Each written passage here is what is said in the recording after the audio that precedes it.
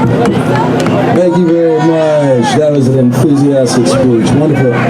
Everybody, I have a very special announcement to make. I'd like to call everybody to the quad here. We have the speaker of the day. The man, the legend himself. In front of me. Gavin McInnes! Thanks, guys.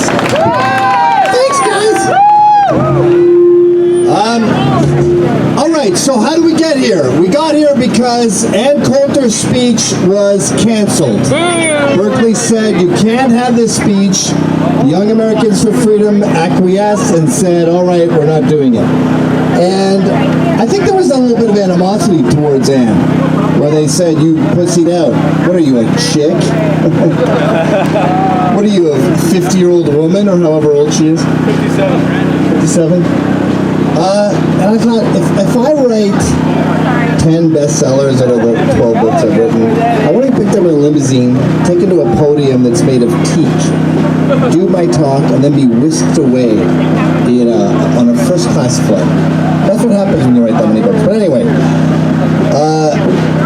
Ann was banned because she's a Nazi, because she's a racist, because she hates Mexicans, because she's a sexist. That's the world we're in right now, where Milo, a gay immigrant, is banned for being homophobic and against gays. So we're in a funny situation where the fascists are the anti-fascists, and they're shutting down women and gays and minorities and preventing them from having their say. And the beauty of the First Amendment and the beauty of America is it allows for these mistakes. It allows for these checks and balances. And what happens is you have a debate. If someone has a crazy view, you discuss it, you have a Q&A, it gets ironed out. Where should these Q&As happen? Where should this discourse happen? How about a university? That seems a logical place for ideas to get hashed out. I remember in 2005, Larry Summers, the president of Harvard, said, he posed the question, he said, is it possible that women don't have a natural predilection for STEM, math and science and chemistry? Is that maybe why they don't sign up? And people in the audience started having seizures. And he was immediately fired for posing that question at a school he was the president of. And Steven Pinker was asked, they said, do you think what he said was reasonable? Was it within the pale of legitimate discourse if presented with a modicum of rigor? That was the quote. And Steven Pinker said, wait a minute, isn't everything reasonable on a college campus if presented with a modicum of rigor? That's what separates universities from madrasas. And I think we're at the point now where universities are becoming madrasas. We've got Linda Sarsour doing a talk at CUNY. No problem with that. This is a woman who supports Sharia law. This is a law where women have half the vote of men. A husband can rape his wife. A man can beat his wife within Sharia law. She supports that. She gets a talk. We have Ahmadinejad doing a talk in Colombia. This is a guy who denies the Holocaust. He says that there's no gays in Iran, which may be true because he kills them all. He gets a talk. But Ann Coulter may not speak at this school despite the fact that everyone opposed to her has not read one sentence in any of her books. And that's a fun game with Ann, by the way. When people criticize her, you go, which sentence in which book do you have an issue with? And they never read it. And I guarantee, if you read In Trump We Trust, and you took the Carlos Slim chapter out, and you dressed it up with anarchist logos, it would become this punk rock anthem for the youth.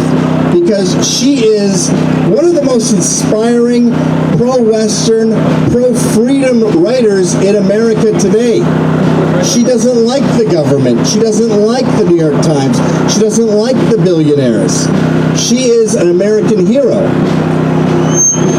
But she can't speak today because she speaks in public the way she speaks in bars. And I think a lot of these liberals will willfully pretend they don't get the joke. And they'll go, oh, she said our blacks are better than their blacks.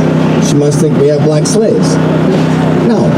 You know that means that black conservatives are smarter than black liberals because they have to put up with a bunch of bullshit at Thanksgiving. So when I heard it was canceled, I said, I have to go down to Berkeley. This is what America does. America doesn't take no for an answer. Yeah!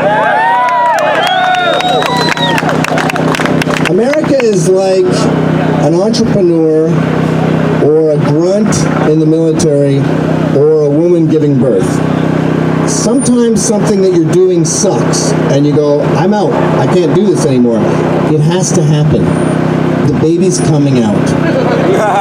We're doing this operation. When an entrepreneur gets told, oh, the trucks didn't arrive in time, we can't do it, he rents a U-Haul and he makes it happen. So I jumped on a plane, I came down here, and Ann sent me her speech. It's a little more incendiary than I wanted it to be. I think if you're doing a speech at Berkeley, you should maybe take out rat feces analogies, but that's not up to me. So, Ann was betrayed. She was censored.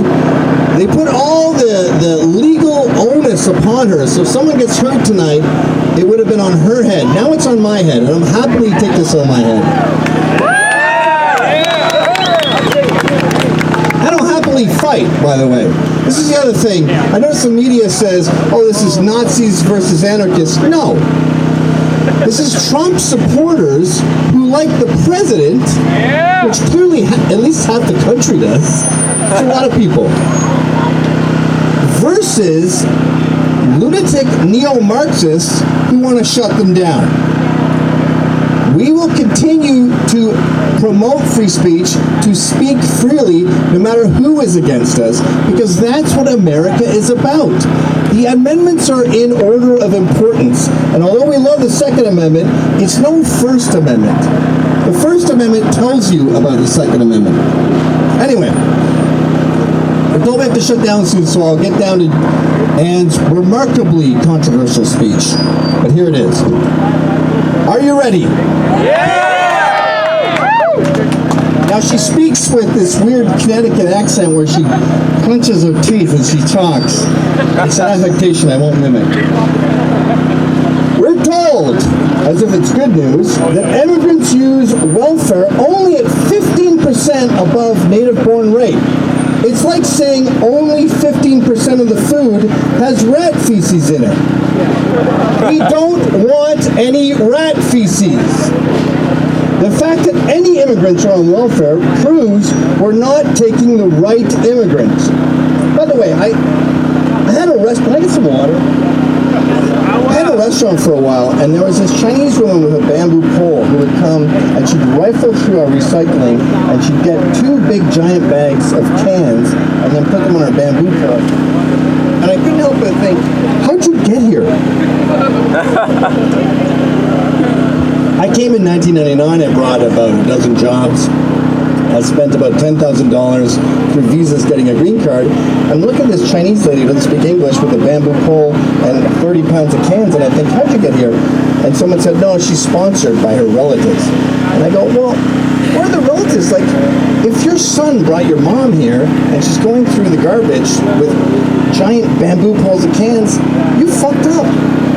Isn't that the deal? Don't you have to take care of her? Anyway, that's my tangent. The fact that any immigrants are on welfare proves we're not taking the right immigrants. These aren't native-born citizens we're talking about. We can't take anyone we want. We can take anyone we want. No immigrants should be on welfare. Aren't immigrants who need government assistance, by definition, immigrants we don't want? We can't pay for our own poor people, and now we're going to be the welfare ward of the world? With whose money? reason Americans are sensitive to race is because of the history of slavery and Jim Crow. Two other great Democrat ideas. What did we do to immigrants? A lot of this, too, is point form, where she would go off at tangents, but she may not, because this is not her. When Trump merely proposed we stop importing people whose religion teaches them to kill us, the media called him a racist. Republicans said, that's not who we are. They know us so well. There are 7 billion people in the world. We don't have to take any of them. There's no constitutional right for the rest of the world to move here. Since the 9/11 attack, we've admitted 2 million Muslims. We take more immigrants from Muslim countries than from Great Britain. We're accepting Muslims into this country faster than we did before 9/11. But apparently we're not allowed to have an opinion on whether that's a good idea because Khizr Khan's son died in Iraq. Khan was the snarling Muslim who took the stage at the Democratic National Convention to denounce Trump, a candidate for president, for having a position on an important issue of public policy, namely whether we should keep admitting people whose religion teaches them that we are infidels.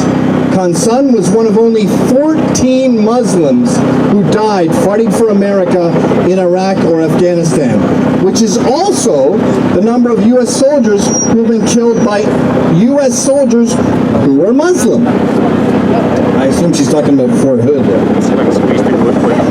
But according to Khan, Trump isn't allowed to venture an opinion on an important government policy because Trump's son wasn't killed in Iraq.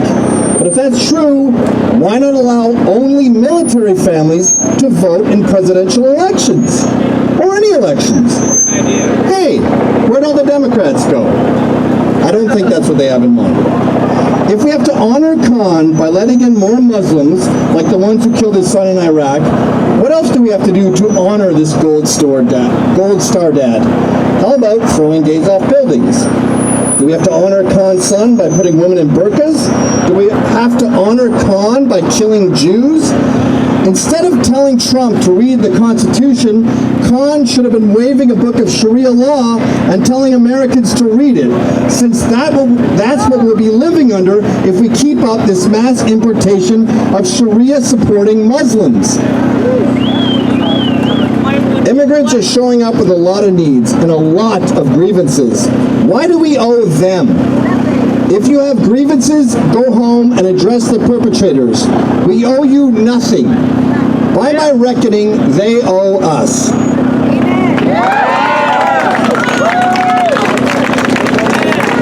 That was the speech that Ann was going to say at Berkeley. I don't see anything factually incorrect with it.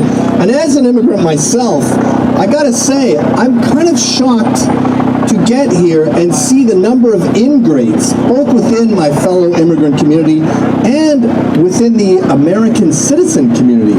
You see the way they talk to war vets, they talk to cops, they talk to people, they talk to entrepreneurs, they talk to the housewife who can't say no to giving birth, and I think, how about some reverence? If you moved to Japan, you would take your shoes off when you walk in. You wouldn't say, I demand the Japanese speak English. So how about American citizens, American immigrants, and American millennials be a little more thankful of this incredible country that thousands of years of evolution has brought us?